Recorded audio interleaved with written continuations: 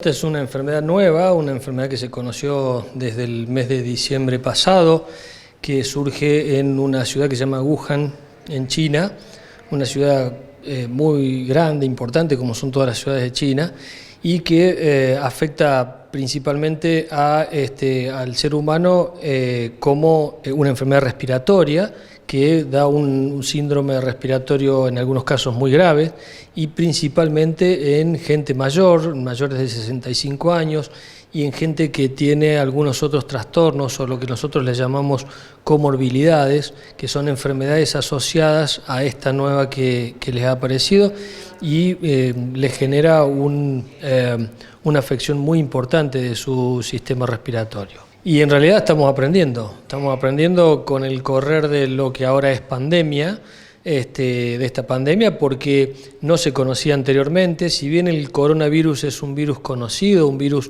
muy viejo, pero ha hecho una mutación en su forma, en sus características, y es lo que conforman un virus nuevo. Por eso no hay gente que tenga defensas, que tenga inmunidad en contra del coronavirus, y por eso hay tanta gente afectada y tanto riesgo a nivel mundial. Es una de las pandemias que surge en esta época de un término que por ahí se acuñó en este último tiempo que se llama infoxicación, intoxicados de información. Y por ahí se ve que hay información que es buena, que es real, y hay otra, sobre todo por redes sociales, que no es tan confiable y que por ahí alarma demasiado a la población. Básicamente hay que saber de que cuando es una enfermedad respiratoria, como todas las enfermedades respiratorias del invierno, por ejemplo, como puede ser la gripe, aunque lo que por ahora, en la fase donde estamos en nuestro país, lo que hay que tener presente, muy presente, es que si uno viaja a una de las zonas de riesgo, esa gente cuando vuelve sí o sí tiene que hacer el aislamiento en su domicilio sin salir durante 14 días. Eso es fundamental, es una responsabilidad sanitaria de cada uno, es una cuestión legal que hay que cumplirla y que no se puede violar. Todos tenemos que ser contralor de esas situaciones, no permitir que alguien que haya viajado a esos lugares circule libremente por la ciudad, porque el riesgo viene aparejado con que si empiezan con síntomas clínicos respiratorios van a estar transmitiendo el virus y ahí corre riesgo el resto de la población. El contagio se hace de persona a persona y se hace por las gotitas de flush, que se llama, que son unas gotitas que salen de hablar o al toser o al estornudar. Esas gotas no llegan más allá de los 2 metros de distancia o 1,5 metros, por lo tanto si uno se aleja un poco de la persona ya baja bastante el riesgo de contagiarse. El tema fundamental es que hay medidas básicas para evitar esto. Si uno viajó a estos lugares o estuvo en contacto con algún paciente que está afectado por coronavirus, tiene que saber que tiene que consultar inmediatamente o tiene que colocarse un barbijo, esa persona afectada, para no contagiar al resto. Y el resto de la población sabemos que no tenemos que estar en lugares donde hayan grandes conglomerados de gente o si estamos en lugares públicos, tener siempre presente que hay que higienizarse las manos periódicamente con agua y jabón o con alcohol en gel. Eso genera que uno pueda defenderse de estas afecciones. Una cosa que también es importante y es que cuando uno va a toser o va a estornudar se proteja con el pliegue del codo o con pañuelo descartable en la mano, cosa que pueda ser descartado inmediatamente y no quede contaminado, porque después todo lo que uno toca va a quedar contaminado. La clínica tiene los medios y todos los elementos para poder asistir si hubiera algún caso.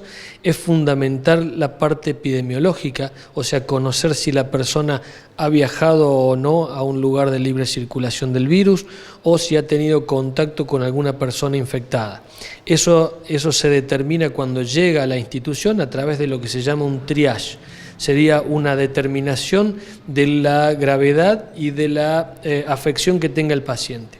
Si el paciente cumple con estos requisitos, si puede ser un caso sospechoso de coronavirus, entonces se le aplicará un barbijo de tipo quirúrgico y se le pedirá al médico de guardia que tenga prioridad de atención ese paciente en un consultorio determinado. Y ahí se evaluará realmente si pasa a ser un caso sospechoso o no. Si fuera un caso sospechoso, se lo interna en una habitación individual y ya se tienen los elementos de protección para el equipo de salud para poder asistirlo. Esa es la modalidad que se debería utilizar. También hay otras posibilidades que se están viendo para ver si se pueden utilizar tipo llamadas telefónicas o consultas de ese tipo para no asistir a los centros de atención. Cuando uno habla de tasa de mortalidad global, sí, es bajo. Lo que sucede es que tiene una diferencia cuando uno comienza a estratificarlo por grupos etarios, lo que significa que la gente que es más añosa y que tiene otras enfermedades adicionales, como decía antes, tienen mayor riesgo. Ahora, también se ha visto que los menores de edad, y principalmente adolescentes o niños, prácticamente no padecen la enfermedad, tienen enfermedad asintomática, y eso es interesante porque es una población que evita circulación del virus, que sería importante en poblaciones que hay muchos niños, como pueden ser los colegios, por ejemplo, ¿no? Bueno, yo creo que en realidad es difícil interpretar para la población general qué es cierto y qué no, si estamos todos aprendiendo, ¿no? No solo la comunidad médica está aprendiendo, sino la población general.